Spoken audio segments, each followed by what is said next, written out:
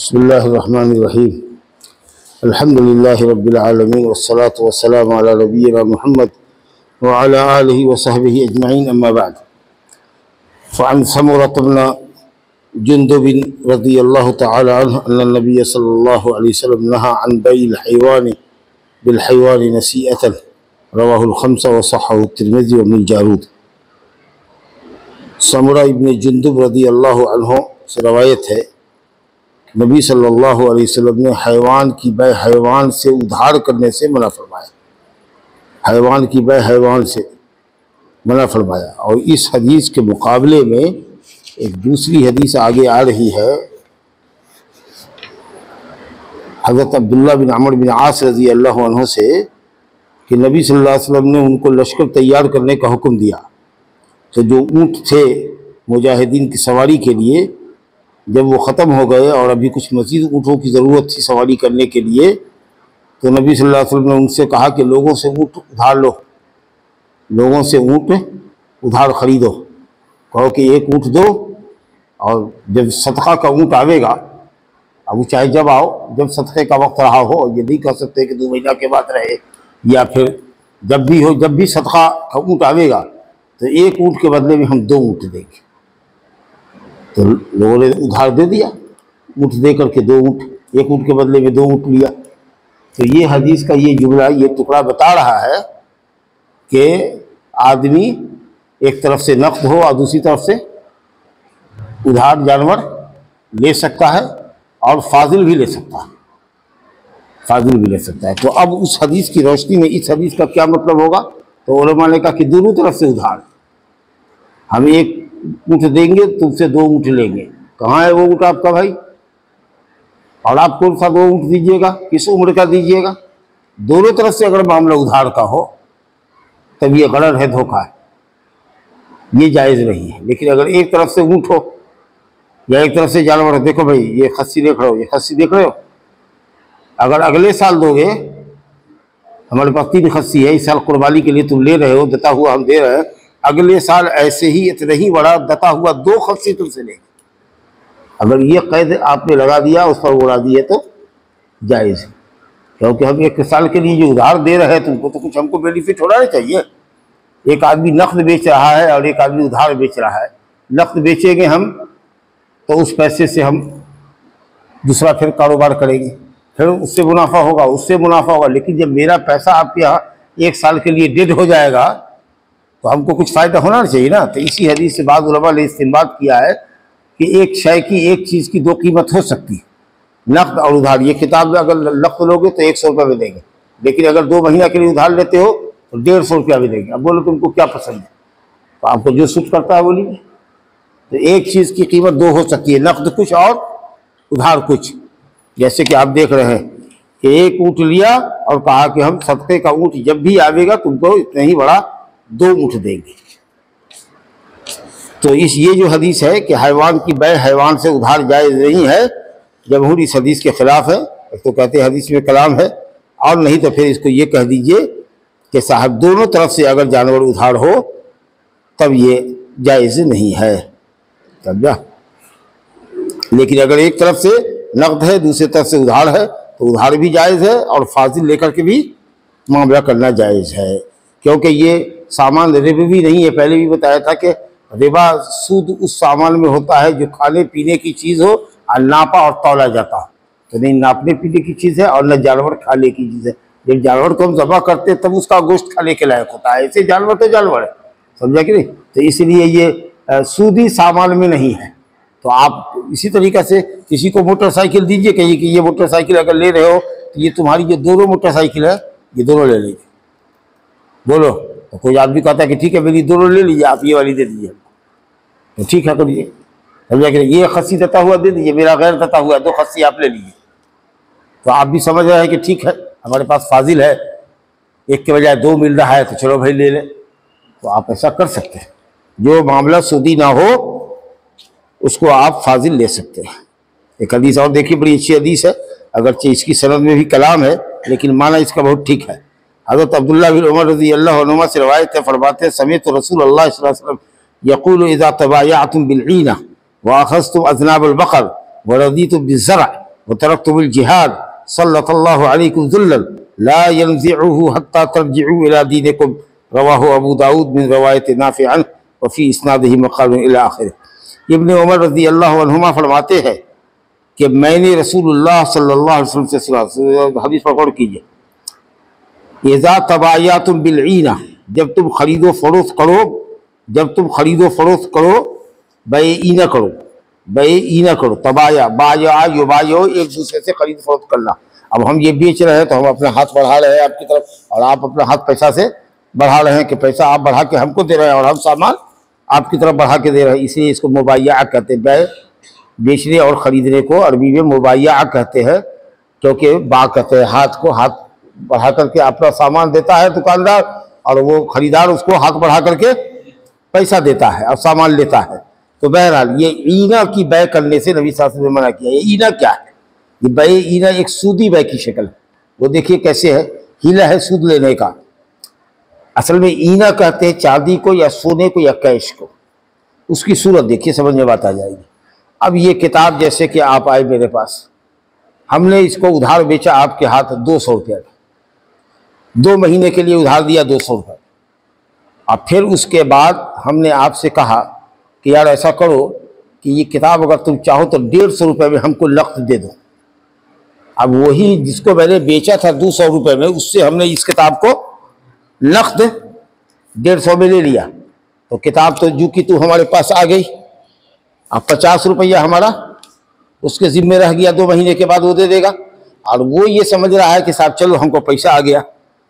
इसका मतलब क्या हुआ कि ख़रीदार ने जो ख़रीदा इस किताब को, मकसद किताब की ख़रीदारी नहीं थी, मकसद उसको पैसा लेना था। लेकिन ऐसे अगर मांगता तो शायद हम नहीं देते, सामान उधार मांगा उसने, समझ लगे। वरना कोई भी बेवकूफ़ से बेवकूफ़ आदमी भी सामान खरीदे 200 रुपये में और उसी जगह या एक दिन के बाद दुकानदार के पास आके कहे या दुकानदार के कहने पर 50 रुपया घाटा करके वही सामान उसको बेचे। अगर वाकई उसको उस सामान की ज़रूरत है जिसको उसने उधार खरीदा तो क्यों बेचेगा? वो नुकसान क्यों करेगा?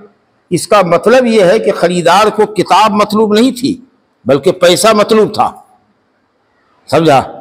तो इसलिए जैसे ही हमने उसको कहा कि 150 में नक़द दे दो, झट से तैयार हो गया कि ठीक है लीजिए, 2 महीना के बाद में 50 रुपया देना है, दे देंगे, समझ गए। तो गोया के उधार बै के सूरत में उसने कैश कमाना चाहा, कैश लेना चाहा, अब 50 रुपया आपने जिम्मे उधार रखा।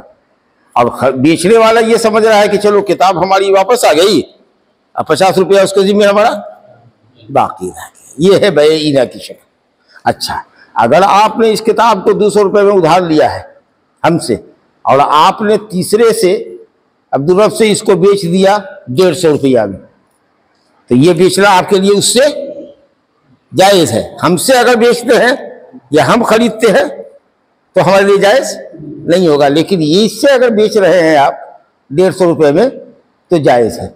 और फिर मुझको मालूम हुआ तो मैंने कहा कि भाई क्या करोगे तुम, किताब देना तो हमको 125 रुपये में। तब इसने कहा अच्छा ले लीजिए, चलिए। तो अब ये मेरे लिए बै-ईना नहीं हुआ, क्योंकि हाथ सब बदल रहा है। आप किताब ले गए, आपने किसी दूसरे पार्टी को बेचा, वो दूसरे पार्टी से हमने खरीदा 150 में खड़े या 125 में खड़े, लेकिन हमने जिसको बेचा है उसी खरीदार से हम उसको 50 रुपया कम करके ले लें और वो हमको दे दे और मेरा 50 रुपया उस खरीदार के यहाँ रह जाए तो जायज़ है। लेकिन हमने दूसरे खरीदार से खरीदा है, पहला खरीदार ये हुए अब्दुल हन्नान, तो इनसे न लिया बल्कि दूसरे खरीदार जिससे इन्होंने बेचा उससे लिया, तब ये बै-ईना नहीं होगा। तो बै-ईना की शक्ल क्या हुई कि बेचने वाले ने कोई सामान उधार बेचा और फिर जिसके हाथ बेचा उसी से कुछ दाम कम करके नक़द ले लिया ताकि उसको किताब मिल जाए और ख़रीदार को नक़द रुपया मिल जाए, और नक़द और उधार के दरमियान का जो फ़र्क है वो बाये का मुश्तरी के ज़िम्मे, सामान वाले का खरीदार के ज़िम्मे बाकी रह जाए। तो ये सूदी कारोबार का हीला है। उसके बाद दूसरा जुमला है वह अख़ज़्तुम अज़नाब अल-बक़र, और गाय की दुमों को पकड़ने लगोगे। व रज़ीतुम बिज़्ज़र्अ, और खेती बाड़ी पर राज़ी हो जाओगे। क्योंकि देखते खेत जोतने वाला जो जोतता है तो खेत में हमारे तरफ तो नहीं लेकिन दूसरी तरफ गाय को भी जोतता है, गाय भी जोतने के काम आती है, बैल भी जोतने के काम आता है। तो आम तरीके से हलवाहा जो होता है, हल चलाने वाला, वो जानवर के पीछे होता है जी, और जानवर की दुम पकड़ करके उसको चलाता है खेत में।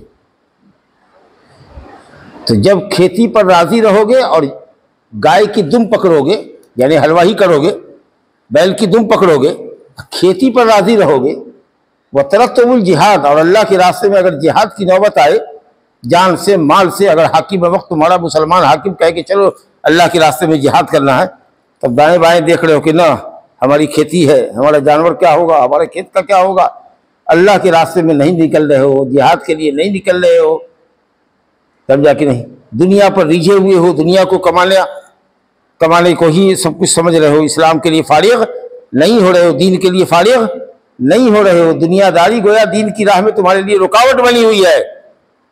वही कह रहे हैं कि गाय बैल की दुम पकड़ोगे और खेती पथारी करने लगोगे और जिहाद फी सबीलिल्लाह नहीं करोगे तो सल्लल्लाहु अलैकुम ज़िल्लन, तो अल्लाह ताला तुम पर जिल्लत मुसल्लत कर देगा। इज्जत की जिद है जिल्लत, जिल्लत मुसल्लत कर देगा। जैसे आज देखिए मुसलमानों पर जिल्लत मुसल्लत है। ला यंज़िउहु हत्ता तर्जिउ इला दीनिकुम, अल्लाह ताला उस जिल्लत को तुमसे हटाएगा नहीं जब तक कि तुम उसके दीन की तरफ न पलटो। तो खेती पथारी अगर जिहाद की राह में रुकावट है तब ये हालत है। अभी जिहाद तो बहुत दूर की बात है, जिसमें आदमी जाता है ये उम्मीद लेकर के कि शहादत की मौत मिलेगी। यहाँ तो सवाल ये है कि खेती पथारी में हम इतने लगे होते हैं कि साहब असर की अजान हो रही है, जा रहे हैं, भागे जा रहे हैं खेत की तरफ। क्या बात है भाई, तो पानी बह रहा है, जरा सा बांधना है पानी को, नहीं तो खेत से पानी निकल जाएगा। तो पहले लोग हल जोतते थे, तो क्या बात है, कहाँ भागे जा रहे हैं बेवक्त हल लेकर के। तो कह रहे हैं कि साहब खेत जोतने का वक्त, असल वक्त जा रहा है, जिसको हम लोगों की ज़ुबान में, मकामी ज़ुबान में ताक कहते हैं। ताक भागा जा रहा है, ताक भागा जा रहा है, यानी मौका जो है मुनासिब गनीमत भागा जा रहा है। अरे आप लोग तो पढ़े लिखे लोग हैं, बैठे बनुआ है, आपको तो बैठे बैठे कमाई मिल रही है, तनख्वाह आ रहा है। हमारे कुछ लोग होता है गाँव घर में कहेगा हमरे सब न कमावेंगे तो खाएंगे जी। वो ये समझ रहा है कि अगर खेत में रात दिन न कमावेगा, न हल चलाएगा, न बोएगा, न काटेगा, चाहे पाँचों वक्त की नमाज छूट जाए, जुम्मा तक छूट जाए, लेकिन वो बेईमान ये समझता है कि जब तक काम न करेगा नमाज छोड़ करके उस वक्त तक उसका पेट ही न भरेगा। अरे भाई, तो जो बेचारा नमाज पढ़ रहा है क्या उसका पेट न भर रहा है? एक ठो गांव में 2-3 आदमी अगर ऐसा है तो तुम ही कमा रहे हो, तुम ही खेत जोत रहे हो, तुम ही गल्ला पैदा कर रहे हो, उपजा रहे हो, और दूसरा आदमी ऐसे भूखे मर रहा है। अरे कभी उस कमाई में तुम्हारी बरकत नहीं होगी जिस कमाई को तुम हासिल करोगे नमाज छोड़ करके, अल्लाह का फर्ज छोड़ करके। और जब काम को छोड़ करके आओगे अल्लाह की इबादत के लिए तो अल्लाह ताला बेहिसाब रोज़ी अता फरमाएगा। तो यहाँ तो ये हाल है कि लोग थोड़ी सी पूंजी और फायदे के लिए, दुकान का वक्त है, 4 बजे का वक्त है, तो असर की नमाज नहीं पढ़ रहा है, वो मगरिब के करीब उठेगा तब 2 नमाज पढ़ेगा, समझा कि नहीं? ग्राहक भाग जाएगा, जाने दो, जो जाएगा जाएगा, जो तुम्हारे मुकद्दर का होगा वो इंतजार करेगा। रुको क्यों बंद करके आ गए, नमाज पढ़ के आते हैं, अजान हो गई नमाज पढ़ के आते हैं, तब सौदा सलफ करेंगे, बेचेंगे। ला हौला वला कुव्वता इल्ला बिल्लाह। तो कभी भी दुनिया को अपने ऊपर हावी नहीं होने देना चाहिए। पहले नमाज पढ़ो, उसके बाद कोई काम करो, तभी उस काम में बरकत होगी, मेहनत में बरकत होगी। चलिए साहब हदीस देखिए। वअन अबी उमामा रज़ियल्लाहु तआला अन्हु अन नबी सल्लल्लाहु अलैहि वसल्लम क़ाल मन शफ़अ ली अख़ीह या मन शफ़अ ली अख़ीह शफ़ाअतन फ़उहदिय लहु हदिय्यह अलैहा फ़क़बिलहा फ़क़द अता बाबन अज़ीमन मिन अबवाब रिबा रवाहु अहमद व अबू दाऊद व फ़ी इस्नादिही वक़ाल। इसमें भी सनद में कलाम है, हदीस में कलाम, लेकिन मफ़हूम देखिए। अबू उमामा रज़ियल्लाहु तआला अन्हु नबी सल्लल्लाहु अलैहि वसल्लम से रवायत करते हैं, फरमाया मन शफ़अ ली अख़ीह, जिसने अपने भाई के लिए सिफारिश कर दी, किसी मतलब को हासिल करने के लिए या किसी तकलीफ को दूर करने के लिए आपने उसकी सिफारिश कर दी, तो ये देखना है कि सिफारिश आपके ऊपर वाजिब है। ऐसी सूरत हाल है कि जिसकी सिफारिश कर रहे हैं वो बेचारा मजलूम है। मान लीजिए कि उसको मोहल्ले में कोई ताकतवर आदमी है जो उसको सताता है, उसका पड़ोसी उसको सताता है, गाली देता है, मारता पीटता है, अपने हक की बात वो करता है तो उसको पिटाई करता है, मारता पीटता है, और ताकत का गुरूर घमंड उसको दिखाता है। तो आप चले भाई थाना जाओ, हमको तो नहीं जानता है थानेदार, अब चलो हम कहते हैं। अब गए, आपने कहा कि देखिए भाई ये आदमी है, इसका पड़ोसी इसके ऊपर हमेशा जुल्म करता है, बहुत मारता पीटता है, लोग समझाता है तो समझता नहीं है, क्या कि उसके पास कई लाठियां हैं, कई बेटे हैं उसके, घर में घुस के इसको मारता है, रोटी बेटी करता है। अब आप चले गए उसकी सिफारिश करने के लिए, आई पुलिस, 4 डंडा लगाया उसको, सर हो गया। अब वो आया शाम में लेकर के 1 किलो मिठाई, कहे इसकी बाबू आपने हमारी सिफारिश कर दिया, समझा कि नहीं, और हमारे पड़ोसी को डंडा लगा, अब वो बच्चे, अब वो हम पर ज्यादती नहीं करेगा, इसको हमारी तरफ से कबूल कर लीजिए। तो ये जो आपने किया, ये आपने हराम लिया, हराम लिया। अल्लाह अकबर। कहेगा नहीं, मैंने सिफारिश तुम्हारी की थी इसलिए कि तुम मजलूम इंसान थे, तुम पर जुल्म हो रहा था और तुम जा नहीं रहे थे, और अल्लाह ने हमको इज्जत दी है। हम किसी मुखिया को कह देंगे, हम किसी ऑफिसर को कह देंगे, हम किसी एसपी को कह देंगे तो एक्शन लेगा, और तुम पर से जुल्म, तुम्हारे ऊपर से जुल्म का खात्मा हो जाएगा। तो मैंने ये सिफारिश की अपना वाजिब समझ करके, क्योंकि अब समाज में ज्यादती हो रही थी। या मान लीजिए कि कोई ओहदा है, खाली है, तरक्की ओहदे पर देने के लिए चलिए बॉस को कह देते हैं, कंपनी के मालिक को कह देते हैं, समझा कि नहीं, ये आपके यहाँ बहुत सालों से किरानी है, बच्चा टैलेंटेड है, और हम जान रहे हैं कि उस पोस्ट के लिए किसी का इंतखाब अभी अमल में नहीं आया है। तो हमको ले लिया किसी ने, कहा कि कंपनी के ओनर से, मालिक से आपकी जान पहचान है, जरा सा हमारे लिए सिफारिश कीजिए, और हम उस काम के लिए एलिजिबल हैं, लायक हैं, समझा कि नहीं। और किसी दूसरे का हक मारा नहीं जा रहा है, तो हम गए उसकी सिफारिश कर दिया, उसे मेरी सिफारिश करके कहा कि ठीक है, इसको इस पोस्ट से ऊंचे पोस्ट पर हम बहाल कर लेते हैं, अच्छी बात है। अब जब उसको सैलरी मिली तो ले आया हमारे लिए कपड़ा लत्ता, सदरी शेरवानी सब सिला करके ले आया।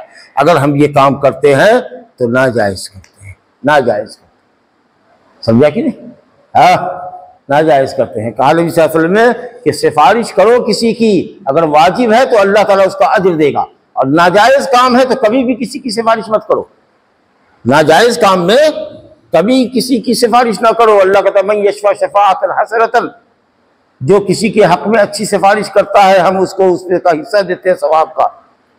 वो मन यशफा शफाअतन सय्यतन यकुल लहू किफलुम मिनहा, यकुल लहू नसीबुम मिनहा, वहाँ है मन यशफा शफाअतन हसनतन यकुल लहू नसीबुम मिनहा, व मन यशफा शफाअतन सय्यतन यकुल लहू किफलुम मिनहा। अगर गुनाह की सिफारिश करते हो तो गुनाह का कुछ हिस्सा तुम्हारे ऊपर ही पड़ेगा, क्योंकि तुम जुल्म पर मदद कर रहे हो, जालिम ही का साथ दे रहे हो, और जो अहल है ओहदे का उसको पीछे हटा रहे हो, और ना अहल के हक में सिफारिश कर रहे हो, तो ये तो गुनाह का काम कर रहे हो, समझा। लेकिन अगर वाजिब है या किसी का भला हो जाता है तुम्हारी सिफारिश से, और किसी का हक भी मारा नहीं जा रहा है, तो अगर सिफारिश कर देते हो तो अल्हम्दुलिल्लाह अज्र सवाब मिलेगा तुमको, और नेक नामी भी होगी। वो आदमी 10 जगह कहेगा कि देखिए भाई फला साहब ने हमारी सिफारिश कर दी, तो हमारी सैलरी 10,000 की थी, उनके कहने पर एक दफ़ा हम 25,000 के पोस्ट पर चले गए। अब वो 10 जगह जिक्र करेगा तो माशाल्लाह आपकी नेक नामी भी होगी, और अल्लाह ताला से शफाअत करने का, सिफारिश करने का सवाब भी अता करेगा, समझा कि नहीं। अब फिर उसके बाद भी आप ये ले रहे हैं, अलग से दान दक्षिणा ले रहे हैं, समझा कि नहीं। तो ये नबी सल्लल्लाहु अलैहि वसल्लम कह रहे हैं कि उसने सूद के एक बड़े दरवाजे को खटखटाया। तो यहाँ पर वो शरई सूद नहीं है, ये रिबा का मन है इजाफा, यानी सवाब और नेक नामी तो मिली ही तुमको, उसके अलावा तुम कुछ फायदा ले रहे हो। और आम तरीके से आदमी हदिया किसी को देता है तो आम लोगों से छुपा करके देता है, तो लोग तो गांव में बुझ रहा है कि फलाने आदमी ने बिना लस्ट के, बगैर किसी फायदे के किसी के हक में सिफारिश कर दिया है। भाई जाकर के थाने पर उस मजलूम का हक दिलवाया है उसको, अच्छा आदमी, अल्लाह उसका भला करे, वो लोगों के काम आता है। अब इस तरह से लोगों की आप दुआएं मिल रही है, और दरपर्दा आप उससे पैसा भी ले रहे हैं, सामान भी ले रहे हैं, ये सिफारिश करने की का दान दक्षिणा ले रहे हैं, तो ये तो नेकनामी और अज्र सवाब के अलावा हुआ। ठीक है, आप ऐसे ही पहले कह दीजिए कि देखो भाई तुम्हारा ये काम है जायज़, लेकिन अगर हम जाएंगे तो तुमसे 500 रुपया लेंगे, समझा। तो ये सिफारिश नहीं कहलावेगी, तो ये आपका एहसान नहीं हुआ हम पर, ये तो उजरत हुई कि आपने कहा कि हम तुम्हारा ये काम कर देंगे। जायज़ है, नाजायज़ में तो कभी नहीं करना है। कितने लोग नाजायज़ भी करते हैं, इसको रिश्वत कहते हैं, वो तो हराम है। लेकिन जायज़ काम है आपका, लेकिन हमरे हो करने से होगा तो हम आपसे 5,000 रुपया लेंगे तब ये काम करेंगे। तो अगर हम 5,000 दे के आपसे काम करवा लेंगे तो ये सिफारिश नहीं हुई, ये उजरत हुई कि आपने अपनी मेहनत का ये उजरत ली। तो ये ठीक है, जायज़ है, आप ले लीजिए उजरत, कह दीजिए कि हम 5,000 लेंगे तब तुम्हारा काम करेंगे। लेकिन एक तरफ कह रहे हैं कि चलो हम तुम्हारी सिफारिश कर रहे हैं और तुम्हारा काम भी हो जाएगा और लोगों में तुम्हारा चर्चा आम भी है, नेक नामी तुम्हारी हो गई, और अलग से जो है वो कुछ पैसा दे या कोई सामान दे तो तुम उसको कबूल भी कर रहे हो। तो फरमाया गया कि नहीं, ये इजाफा जो है तुम्हारे लिए जायज़ नहीं। चलिए साहब, बहुत अच्छी बात है। तो अगर देखिए, इसका मतलब ये है कि जुल्म के खिलाफ खामोश नहीं रहना चाहिए।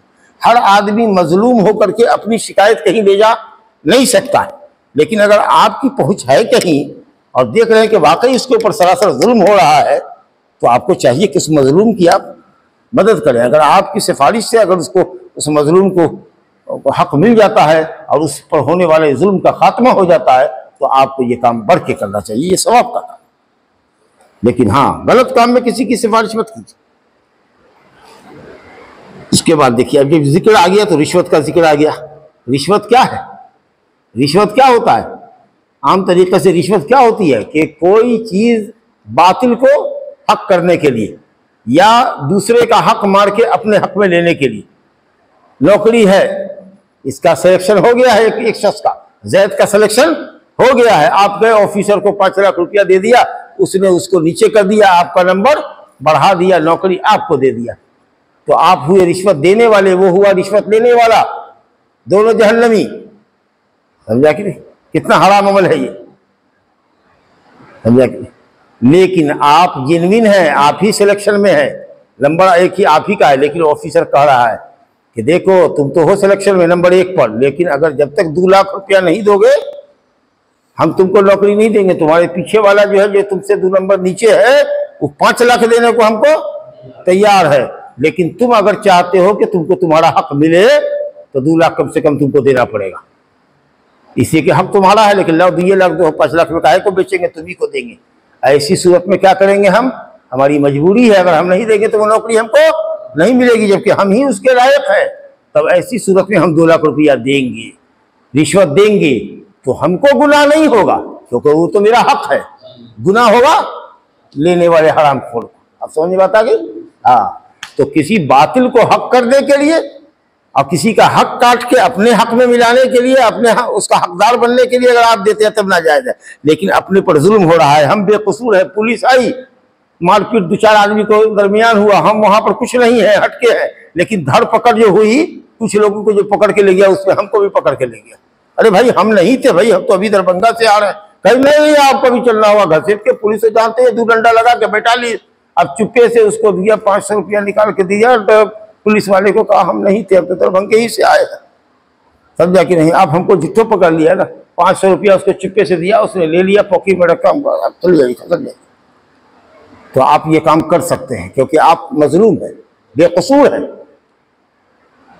तो अगर बेकसूर आदमी अगर पकड़ा जाए तो अपनी जान छुड़ाने के लिए अगर पैसा देता है तो देने वाले को गुनाह नहीं होगा, लेने वाले को गुनाह होगा। लेकिन नाजायज काम के लिए पैसा दे रहे हैं, जो चीज आपको नहीं होनी चाहिए थी, वो पैसे के बलबूते पर आप हासिल कर रहे हैं, वो पैसा जरिया बन रहा है मकसद को हासिल करने का, तो ये गोया की रिश्वत है। रशा कहते हैं डोल में जो रस्सी होती है उसको, क्योंकि रस्सी रहेगी तब ना डोल कुआं में गिराओगे। तो कुआं में डोल गिराने या कुआं से पानी लेने के लिए वो रस्सी जो है जरिया हुई। तो उसी तरीके से जिस चीज पर तुम्हारा हक नहीं था, उसको अपने हक में, अपने पक्ष में करने के लिए तुमने पैसा खर्चा किया है, वो पैसा गोया की रस्सी बनाओ, जरिया बनाओ। तो ये है रिश्वत, याद रखिएगा कि नाजायज को जायज करने के लिए, हकदार को हक से महरूम करने के लिए अगर आप दे रहे हैं, और जो गैर हकदार है उसको आप हकदार और अहल बनाने के लिए पैसा दे रहे हैं, तब ये रिश्वत है। लेकिन अपने से जुल्म का खात्मा करने के लिए या अपने हक को लेने के लिए, कि अगर पैसा नहीं खर्च करेंगे तो हक नहीं मिलेगा, हम बिल्कुल जेन्युइन है, बिल्कुल सही है, लेकिन फिर भी हर जगह ऐसा रिश्वत का बाजार गर्म है हमारे मुल्क में कि साहब जब तक न जाइए, हर टेबल पर कुछ ना कुछ आपको सुगाना ही है, देना ही है। हत्ता कि चपरासी जो आजकल मोहर मारता है, वो भी 100 रुपये से कम नहीं लेता है, वो 10 रुपये का जमाना खत्म होता है, वो कम से कम वो चपरासी मोहर मारने वाले को भी 100 रुपया देगा। सोचिए, नहीं दीजिएगा तो मोहर नहीं मारेगा, कहेगा मोहरे नहीं मिले चाहिए, तो सियाही नहीं है, तो जाइए कल आइएगा, कल कहेगा नहीं है, परसों आइएगा, अब दीजिए। ये सूरत हाल है। तो कोशिश बहरहाल करनी चाहिए, बड़े ऑफिसर से मिलना चाहिए, देखिए आनाकानी कर रहा है, आनाकानी कर रहा है, रिश्वत को बढ़ावा नहीं देना चाहिए। लेकिन जब ऐसे ही आम माहौल हो गया हो तो अब हम ही अकेले लड़ें उसके लिए और बाकी यह है कि सब हमारा काम पेंडिंग में पड़ा रहे, तो ऐसी सूरत में जो हाल बना हुआ है, रिश्वत का जो बाजार गर्म है, ऐसे में तो मजबूरी है हमारी कि हम उसको दे करके अपना काम करा लें, समझे कि? लेकिन जहाँ आप फेस कर सकते हैं वहाँ करना चाहिए, ऑफिसर को जाके कहना चाहिए। लेकिन क्या कीजिएगा, ऑफिसर भी कहेगा अरे चपरासी है, दे दीजिए 150 रुपया दे दीजिए, मोहर मार देगा। वो खुद दे कहेगा कि 150 दे दीजिए, मोहर मार देगा। वो खुद बढ़ावा दे रहा है। ला हौला वला कुव्वता इल्ला बिल्लाह। सही हदीस है, अब्दुल्लाह बिन अमर बिन आस रज़ी अल्लाह अन्हु कहते हैं कि रसूलुल्लाह सल्लल्लाहु अलैहि वसल्लम ने लानत फरमाई, यानी उस शख्स पर अल्लाह की लानत हो, अल्लाह की रहमत से दूर हो, जो रिश्वत देता है और रिश्वत लेता है। राशि रिश्वत देने वाले को और मुर्तशी कहते हैं रिश्वत लेने वाले को। चलिए आज यही अब्दुल्लाह बिन अमर बिन आस की रवायत पहले हम आपसे पढ़ चुके हैं, जो जिक्र किया था कि जानवर की बै जानवर से उधार नहीं कर सकते, तो कहा ना कि नबी सल्लल्लाहु अलैहि वसल्लम ने उनको हुक्म दिया था कि लश्कर की तैयारी करो। गोया इतना एतमाद था कि इनको जिम्मेदारी दे देंगे तो कितना लश्कर जाएगा, उसके खाने पीने का क्या इंतजाम होगा, समझा कि खाना बनाने वाला कौन जाएगा, खादिम कौन जाएगा, किसको ऊँट चाहिए किसको नहीं चाहिए, सारा मैनेजमेंट इंतजाम, क्या खरीद के ले जाना है नहीं ले जाना है, सारा इंतजाम हज़रत अब्दुल्लाह बिन अमर बिन आस के कंधे पर आपने डाला। गोया कि वो बड़े एतमाद के आदमी थे आपके, और वो लश्कर को तैयार करना जानते थे कि कैसे फौज को तैयार किया जाता है। तो आपने जब मालूम हुआ कि साहब अब सब ऊँट ख़त्म हो गया है और ऊँट की मज़ीद ज़रूरत है, तो आपने कहा कि ले लो अला कला ऐसी सदका, कलूस कहते हैं ऊँटनी को, ताकि सदका का ऊँट आने तक के लिए उधार बै कर लो, कर्ज नहीं। अगर कर्ज लिया है एक ऊँट आपसे, कहा कि हम भैया हमको कर्ज दीजिए, हम आपको कर्ज लौटावेंगे, तो एक का दो लीजिएगा तो शुद्ध हो जाएगा। कर्ज नहीं है, खरीदारी हो रही है, तो कर्ज दीजिए, समझा कि नहीं, कर्ज दीजिए। तो अगर कर्ज दीजिए तो आप समझ लीजिएगा जितना दीजिएगा उतने बड़ा जानवर देगा वो। लेकिन आप कहेगा नहीं तुम अगर उधार लेना चाहते हो 6 महीना के लिए तो अब एक दे रहे हैं, तो ऐसे ही जानवर 2 लेंगे, मंजूर है तो मामला करो ना तो जाओ। तो ये खरीदारी या बिक्री कीजिएगा तब जायज है। लेकिन अगर कहिएगा कि ठीक है कर्जा दे रहे हैं, देखो इतना ही वाला ला के हमको दे दोगे, तो फिर आपको उतना ही लेना है, ज्यादा नहीं लेना होगा, समझ लीजिए। तो आपने कहा कि जाओ एक ऊँट ले लो 2 ऊँट के एवज, 2 ऊँट के एवज, 2 ऊँट हम देंगे, 1 ऊँट हमको दो। कब तक के लिए उधार, इला एवेली सदका, जब तक सदक़े का ऊँट हमारा आवेगा उस वक्त। तो मालूम हुआ कि नकद और उधार दोनों जायज़ है, और जानवर के अंदर उधार भी चलेगा और 1 का 2 भी ले सकते हैं। और इसी तरीके से कोई सामान अगर बेच रहा है आदमी, तो नकद कीमत उसकी कुछ हो सकती है और उधार कुछ हो सकती है, जिस पर आपका इत्तेफाक हो वो निकल लीजिए। और एक मसला सीधा सा पहले भी आप लोग पढ़ चुके हैं, अब्दुल्लाह बिन उमर रज़ी अल्लाह अन्हु की रवायत है कि रसूलुल्लाह सल्लल्लाहु अलैहि वसल्लम ने बै मुज़ाबना से मना फरमाया, बै मुज़ाबना से और बै मुहाकला से। कहा मुज़ाबना क्या है, खजूर के पेड़ पर लगा हुआ जो फल है, जो अभी रुतुब है, या अंगूर की बेलों में जो रस भरी अंगूरें हैं जी, उसको कहा कि भाई इसका अंदाज़ा करो कितना होगा ये सूखने के बाद। किसी ने कह दिया पूरे बाग में 100 कुंटल होगा, अरे कुछ कम करो भाई, चलो 90 कुंटल होगा खजूर, तो ठीक है 90 कुंटल हम टूटा हुआ फल अभी तुमको दे देते हैं, और ये खजूर हम ले लेंगे तोड़ करके 1 महीने के बाद जब सूखेगा। तो आप समझ रहे हैं, तो आप खजूर देके खजूर ले रहे हैं, रस भरा अंगूर का पूरा बागे खरीद रहे हैं बीघा का बीघा, और अंदाजा करके उसको मुनक्का दे रहे हैं। हो सकता है कि ये मुनक्का और वो जो खजूर है अंगूर जब वो सूखेगी तो कम बेशी होगा। तो खजूर की बै खजूर से, अंगूर की बै अंगूर से बिल्कुल बराबर सराबर होनी चाहिए। सिर्फ वही शख्स ले सकता है जिसके पास अपना बाग ना हो, रुपया पैसा ना हो और उसको रुतब खाना हो। तो नबी सल्लल्लाहु अलैहि वसल्लम ने कहा कि चलो 3-5 ये क्या कहते हैं उसको 9 कुंटल तक के हिसाब में तुम रुतब ले लो और तमर दे दो। वो उसको अराया कहते हैं, जिसका जिक्र आगे आवेगा, अगरचे हम इसको पहले पढ़ चुके। चलिए, तो नबी सल्लल्लाहु अलैहि वसल्लम ने कहा कि खबरदार बाग के फल को ना बेचो, अगर वो खजूर हो अंदाजा करके कि तमर हमसे ले लो कितना नपना होगा, तुम्हारे बाग में वो दे देते हैं और हम ये बाग का फल ले लेंगे। इसी तरीके से अंगूर है, उसको कहा कितना अंदाजा करो कि मुनक्का कितना होगा, उतना मुनक्का ले लो, अंगूर छोड़ दो। इसी तरीके से खेती है, समझा कि नहीं, अंदाजा करो कि तुम्हारे खेत में कितना गेहूं है, तो कह दिया कि 2 कुंटल होगा, कहा कि नहीं 2 कुंटल नहीं होगा। 2 आदमी को बोला, कहा कि नहीं 2 कुंटल नहीं होगा, लेकिन हाँ 2.25 कुंटल होगा। चलिए 2.25 कुंटल तय पा गया, ले लो 2.25 कुंटल हमसे गेहूं और ये खेत छोड़ दो। हो सकता है कि 5 किलो बढ़े घटे ये पहले पढ़ चुके हैं, ये जायज़ नहीं है। नबी सल्लल्लाहु अलैहि वसल्लम ने इस तरह की बै करने से मना फरमाया, हराम है क्योंकि सूद है ये। उसके बाद रवायत देखिए, इसी की तायीद है। साद बिन अबी वक्कास रज़ी अल्लाह अन्हु से रवायत है, कहते हैं कि मैंने रसूलुल्लाह सल्लल्लाहु अलैहि वसल्लम से सुना, उनसे पूछा गया कि या रसूलल्लाह, रुतुब खजूर दे करके, तमर दे करके रुतुब गीला खजूर खरीद सकते हैं? यानी अंदाजा करके कि ये गीला खजूर सूखेगा तो कितना होगा, हम खजूर दे दें और ये रुतुब हम ले लें। तो आप सल्लल्लाहु अलैहि वसल्लम ने कहा कि अच्छा, ये रुतुब सूखने के बाद कम भी होगा? कहाँ कम होगा? तो क्या ये नबी सल्लल्लाहु अलैहि वसल्लम नहीं जानते थे कि लोगों से ये पूछ रहे थे? सब जानता है कि जो गीला खजूर है जब वो सूखेगा तो ऑटोमेटिकली वजन कम होगा। धान हम लोगों के यहाँ होता है कि नहीं होता है? धान काट के लाते हैं, उसको सुखाते हैं, तो आप लोग क्या कहते हैं? सुखमन चला गया। 5 मन धान लिया था, जब उसको तौला तो अब हो रहा है साहब 4.25 मन हो रहा है, 20 किलो निकल गया। ऐसे होता है कि नहीं होता? तो कोई भी चीज़ जो रुतुब हो, नम हो, जब वो सूखेगी तो उसका वजन कम होगा। तो नबी सल्लल्लाहु अलैहि वसल्लम इस बात को साबित करने के लिए लॉजिकली उनसे पूछ रहे हैं कि तुम खुद ही बताओ ना कि ये जो रुतुब है सूखने के बाद कम होगा कि नहीं होगा? कहा या रसूलल्लाह कम होगा। तो कहा कम होगा तो अभी जो अंदाजा कर रहे हो, क्या जरूरी है कि तुम्हारा अंदाजा एक्यूरेट हो, सही होगा? कह रहे हो कि 100 नपना होगा तो 100 नपना ले लो, और 100 नपना हो सकता है कि 105 नपना हो खजूर पर, या हो सकता है 5 नपना कम हो। तो यही नबी सल्लल्लाहु अलैहि वसल्लम से पूछा गया कि हम रुतुब खरीदें तमर देके? तो आपने कहा अयुल कसुर रुतुब इदा यबिसा, रुतुब कम होता है जब सूखता है। ये जानने के लिए नहीं पूछा, बल्कि मामले को साबित करने के लिए, आप ही से कहलवाने के लिए। तो जाहिर है कि लोगों ने कहा या रसूलल्लाह सूखेगा तो कम तो होगा ही। तो फिर आपने कहा कि जब कम होगा तो फिर अंदाजे से जो देर कर रहे हो मामला कम बेश होगा तो शुद्ध होगा, जायज़ नहीं है।